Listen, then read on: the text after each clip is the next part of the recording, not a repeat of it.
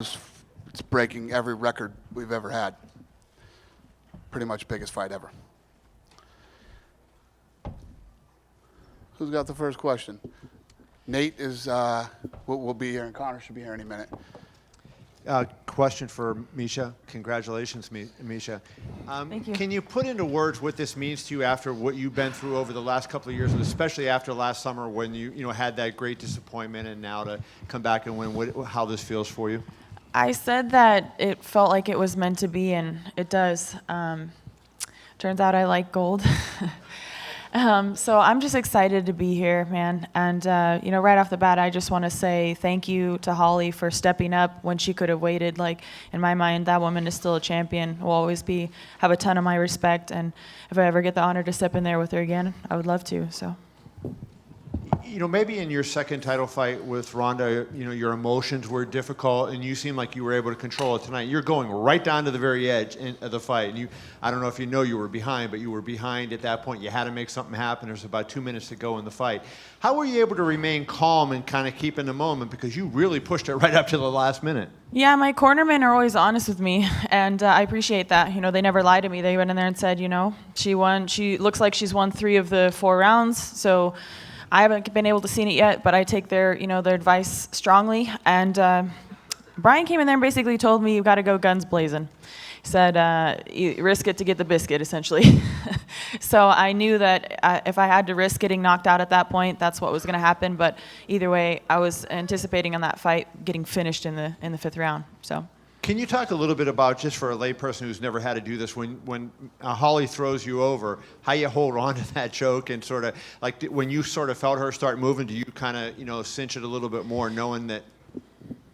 Well, it was under the chin before she threw it over, but I just knew that I had to hang on, and I expect that people are going to try to get out of it with everything that they have, and I wouldn't expect anything less from Holly. She's man. She's tough as nails. Like, she really pulled the most out of me. Like, she made me a better fighter tonight, and I'm always thankful for that. So, she was giving everything she had to get out of that, and I just had to hang on for dear life, essentially. So I did. Congratulations. One question for Holly. Holly, can you describe the final sequence in your mind? Sort of, did you make a mistake, or was it a good play by Misha's part? I think that I just have to. For me, anytime in loss, I have to be honest with myself, and I feel like I knew I was ahead on the scorecards, and honestly, maybe I felt like I was getting a little too complacent there instead of being, still acting with that sense of urgency. And she got in. I should have been fighting the hands before doing that. I let her get it way too tight before I tried to just shuck her off. Just big mistake. Cost me everything tonight, but I'll be back. And thank you. And Dana, one question for you, if I could. Obviously this scuttles your plans to a large way, having the people who lost. How do you now go ahead with UFC 200? Does Frankie Edgar get a title shot? Where do you go? I don't know. We'll see how this thing plays out. We weren't planning 200 till tonight played out anyway. So it's not like, listen, in 16 years in this business, the one thing you don't ever do is think you know what's going to happen, because you don't. That's why I always say the odds makers in this town are nuts. They are nuts. And lastly, George was sitting here, and it didn't seem to be a coincidence that Conor's talking about he's fighting at 170, and all of a sudden George was in the house. Trust me, that was a coincidence. There was no plan to have. Other people were asking me tonight, was he going to call out George, or was none? That was never a plan. Well, I guess just to build on that.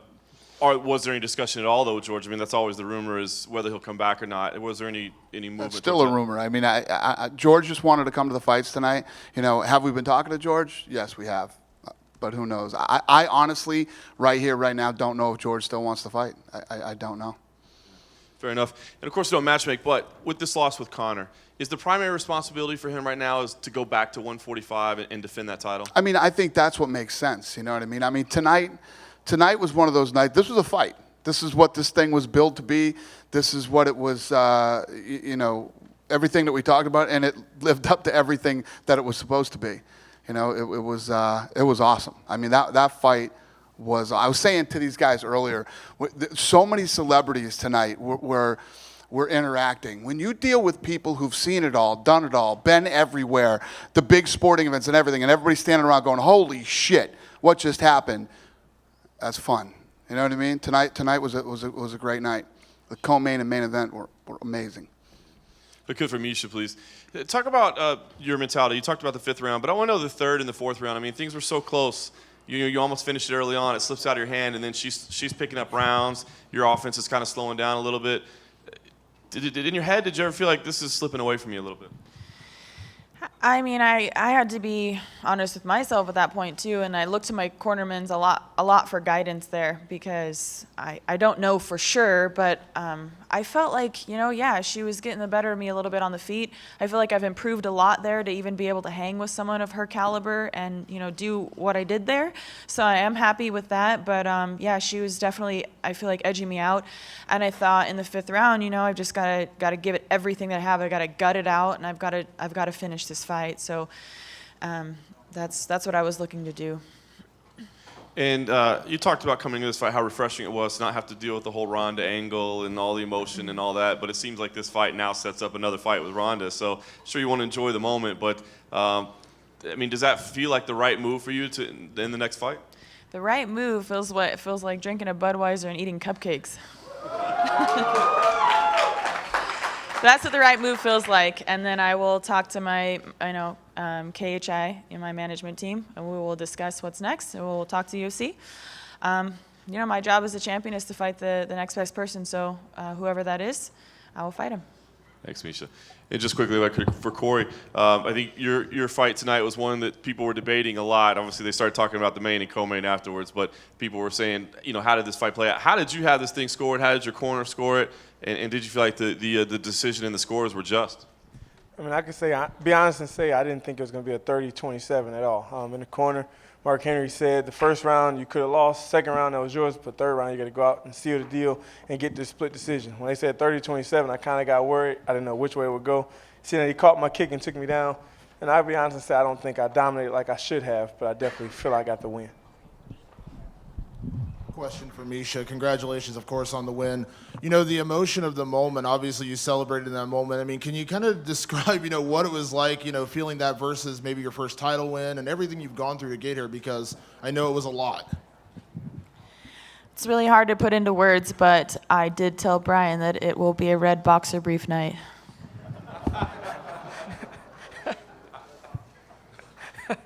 And a question for Holly. Obviously, you had such a big win over Ronda and obviously everything with that. But, when you have a fight like this, I mean, is it just back to the drawing board? Is it, can you reflect on this? I mean, obviously you've had to deal with the defeat before in your boxing career, but I mean, how are you processing it right now? Because I know it's never easy to go through a defeat.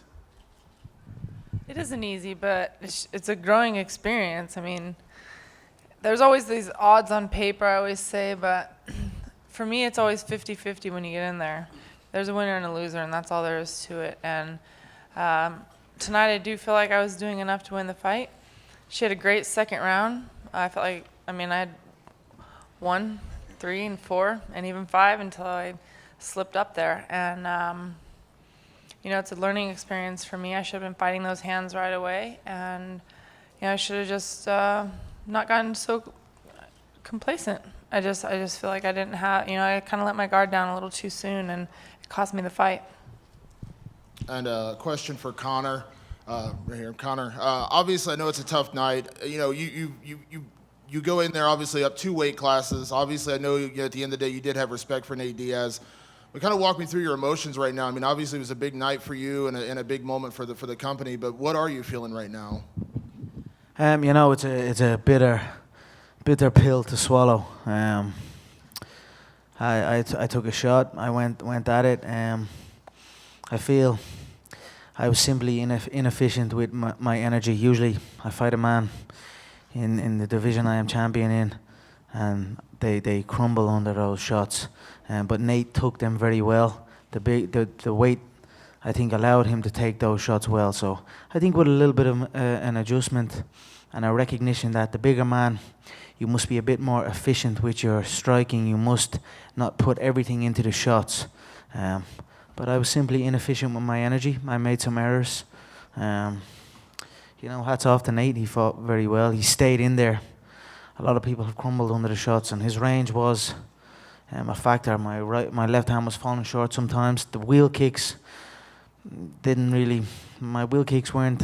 I threw them and missed, and once or twice maybe hit a glove, and I think they done more to my energy than they did to his energy, and it was simply a battle of energy in there, and he got the better of that. So this is the game. We win some, we lose some. I will never shy away from a challenge. I will never shy away from defeat, or this is part of the game. So I'm happy to come out there, continue and stay in this fight. I had many chances to not do this and sit and wait, but I went in. I took the fight, and it didn't pay off. This is the fight business. It's another day. I'll come back.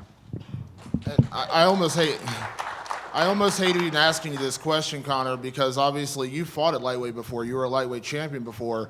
But does this, what direction does this put you in for what's next? I mean, is it a featherweight title defense? I know it's even hard to process this on the night, but where is your mind at with that?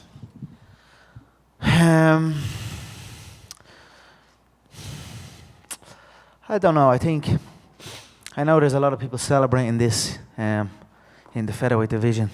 There are many people celebrating another man's victory. It's something that I cannot understand, how somebody not involved can celebrate another man's victory. At the end of the day, I am the featherweight world champion. I feel it is right to go back down and remind them of what I achieved and what I done to that division. But I am not forgetting about the 155-pound division. I am not certainly forgetting about the 170-pound division. I actually enjoyed the fact that a person could take the shots and keep coming. He kept his composure. He went into almost autopilot mode with the shots. His face was bust up, and I went into panic mode. There was just a shift of energy, and he capitalized on it. I think with a bit of adjustment and a recognition that the heavier man can take, it must take more than one, more than two, more than three to put the heavier man away. I think if I can win with that mindset at a heavier weight, I will do fine again. But I think next is probably go back down and defend my featherweight crown. Thank you, Conor. Holly, obviously your competitive spirit, drove this decision to fight Misha now. How do you honestly, Monday morning quarterback this situation? How do you get better, and do you want to fight Misha UFC 200? I want to fight Misha tomorrow, she would want the same thing, She's been around the sport a long time. I'm more anxious to get in and train right now than I have been in a long time. Everybody keeps, before this fight, a lot of people, why are you taking this fight? You should wait for the rematch. What? You know what? I'm in it to fight. That's what I'm in it for. And tonight I made some mistakes. And that's all it comes down to. I need to fix those mistakes. I'm going to come back stronger. Misha capitalized. And I've said this from the beginning. She's a scrapper, She can be behind in a fight and she can still finish. And I let my guard down. And it cost me the fight. So the next thing I want to do is I want to get back in the gym and get better. This is a whole different fight I had, and I do feel like my whole MMA career has been on this kind of fast course, which I love. I want the challenge, and I wanted to take this challenge, and I want to get it back in there. I want a rematch, or whoever they'll set up a fight with. I want that. I'm here to fight. Thank you so much. And Conor, was there anything to this fight where 170 played a huge deal? What was the biggest deal about moving up to 170 in this fight? I don't. It is what it is. He was a heavier. It was simply me fighting a heavier man, and that's it. But he could take a hell of a shot, and he's, him and Nick have that kind of style. They can take it and remain in there and remain in your face. In the second round, I was hitting glove. His range, he was coming close, and I was hitting glove, and that was kind of draining me. he was just simply more efficient with his energy. Stayed in my face, capitalized on it. I make no excuses. It is what it is. I came up short. I took a chance. It didn't pay off. I'll be back. Thank you, guys. Conor, you talked about your willingness to take risks and do things that other fighters wouldn't do, and largely I think it's because they want to avoid moments like this. You know, it's easier to play it safe. Any regrets at all that now that you've lost, that maybe it would have been easier just to stay at 145? Absolutely none. I enjoyed the whole experience. When Dos Anjos pulled and I got Nate, I was actually relishing the opportunity to step in there against Nate. I have always enjoyed Nate and Nick and their fighting approach, and even the build-up. I had a lot of fun in it, like listening to some of the things he was saying. I had fun in there, and the fight was a fun fight as well. He stayed in there, we talked, we were verbal. It was an enjoyable fight. I would have liked him to be a little bit more efficient and not give towards the end of the second, but we live and we learn. It's been a hallmark of yours to kind of fight frequently, but now that, you know, finally the win streak has ended, is it time to take a little time off and enjoy yourself, or do you feel like you want to get back in there quickly? You know, I haven't stopped in a long time. It's been a crazy couple of years. I've only really burst onto the scene and climbed all the way, and but I'm still really enjoying it. I'm not tired of it. Now, go back down to the featherweight division. I'd imagine will be what is next. I don't know. I still feel UFC 200 is there for me, but I'll go back and sit. I'm not cut. I'm simply heartbroken, and that's it. I'll pick myself up and we'll figure it out in the morning. Thanks, Conor. And just quickly, if I could, for Amanda, I know you were wanting to make a statement and really earn yourself a title shot. A big win for you, but a difficult third round. So to think about maybe, you know, a 5-round fight in your near future, do you feel you did enough, or do you feel like it's going to take some time? Yeah, I feel a little bit the third round, but I finish, you know. I finish strong, and is my next step. You have to fight for the belt, you know. I think I deserve. I think Holly have to fight Ronda Rousey, and I'm the next. I want to fight Misha, you know. I think I'm around for a long time, you know. I think now is the best time, you know. What do you think, Misha? Yeah, I mean, I'm here as a champ. I got to fight whoever they put in there. So I didn't get to catch all of your fight, but what I saw, you looked amazing. And, you know, if that's what they deem is next, then my job is to fight. Then we're going to wait, you know, to see. I hope Dana White give it to me this opportunity.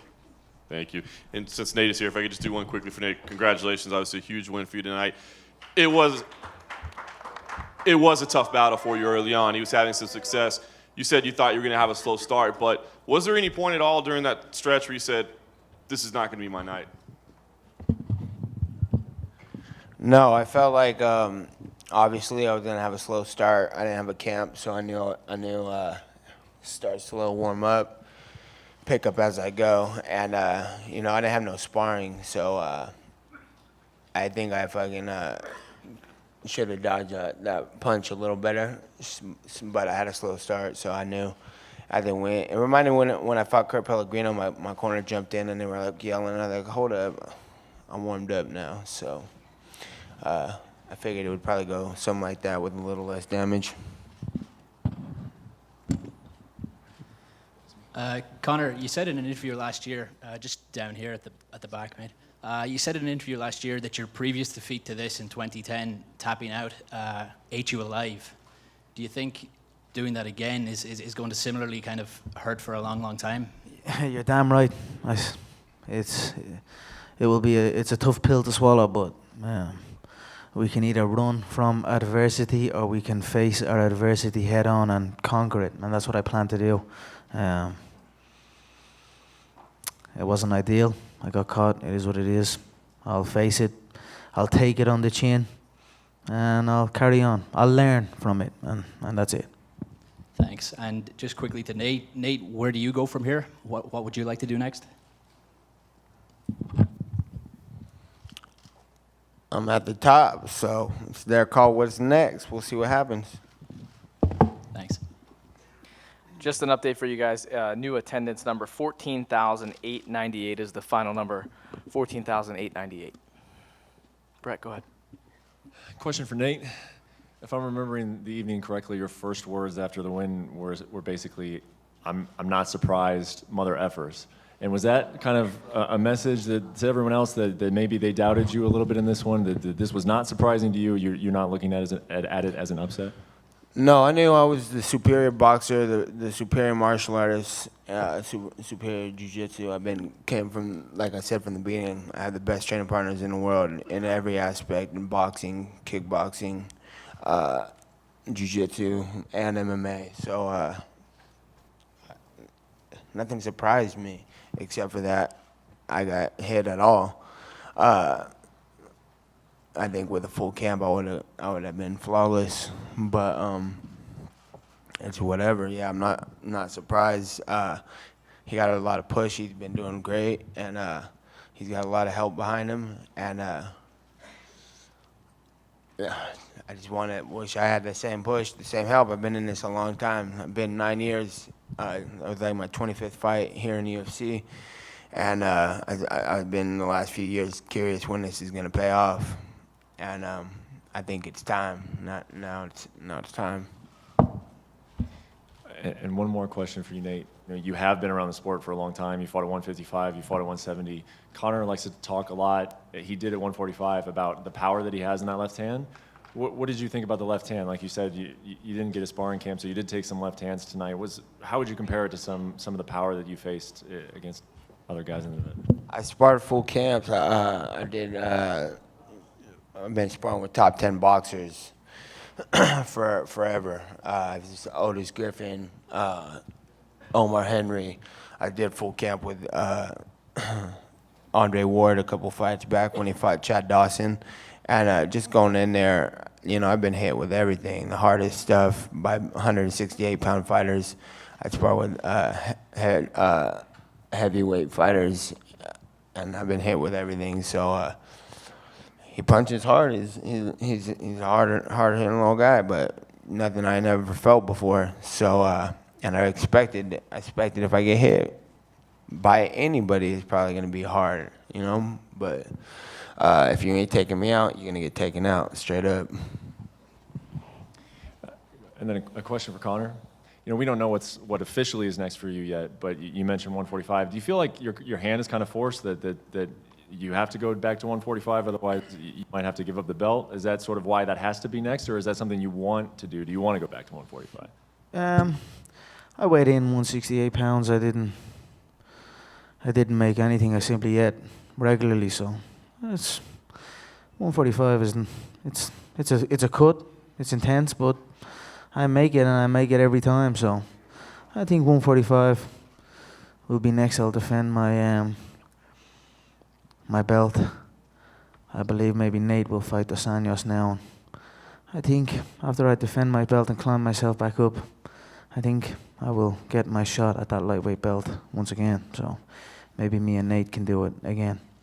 In your opinion, who should that shot at 145 go to? Is it Edgar or is it Aldo?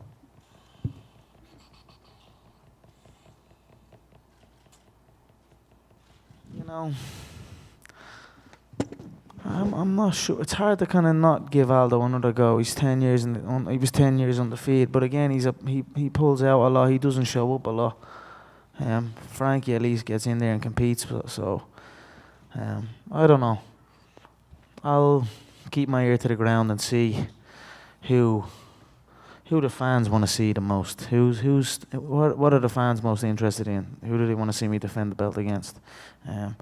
But then I'll sit and I'll wait patiently for the lightweight belt to be contested, and I'll make my way back up. I respect Nate. He fought very well with his energy. I felt I was winning. I won round 1. I was winning round 2. I felt towards the end he caught me with some shots. He stayed in it. He was very efficient with his energy. But I feel with some adjustments, I will climb back up and make my case for that second belt once again. And I just have one last question for Misha. You know, it was no secret how important this fight was to you. You know, not that long ago, you were talking about retirement because you weren't sure if you'd ever win a belt. Had you lost this fight, you know, you would have lost to Holly and obviously the losses to Rousey. So you had a lot on the line. And I'm just wondering, when you go into a fifth round, you know you have 5 minutes to try and make something happen. Your corner tells you that you're behind on the scorecards. Does that feel like a lot of time to make something happen? Does it feel like, oh my God, I have no time left, I have 1 round? Or does it feel like 5 minutes is more than enough time for me to go in and do this? It feels like enough time, obviously. You know, I made it happen. The thing about me is my mentality is it does not matter to me how down I get at any point in a fight. I've been literally knocked down and almost out of it, and I get back up and I win fights. So it doesn't matter how many times you get knocked down. It's how many times you get back up. And I think that's, a champion does. So another thing, the Seahawks did not win a championship this year, but I'm from Washington, so I'm really happy to bring this belt back home, and maybe they'll let me raise the 12th man flag now. So you all can put that out there for me. Thank you. Question for Holly. Holly, what was going through your mind heading into the 5th and final round? And finally, can you just describe the finish and basically deciding not to tap? Going into the 5th round, I thought we got 1 more round. I felt good. I felt energetic. I didn't feel too tired. And I thought, let's just keep going with the game plan that's working. And sure enough, just got a little bit lazy there for a second. And I don't even, as far as tapping, I just thought, got out of it in the 2nd round, I'm going to get out of it again. Next thing you know, I didn't tap, but I guess in my mind I was just wanting to fight. I'm just going to get out of this. I'm just going to get out of this. I'm just going to get out of this. And I thought I have this fight as long as I can get out of this. And I just wanted to keep fighting through it. And there you have it. Went too far.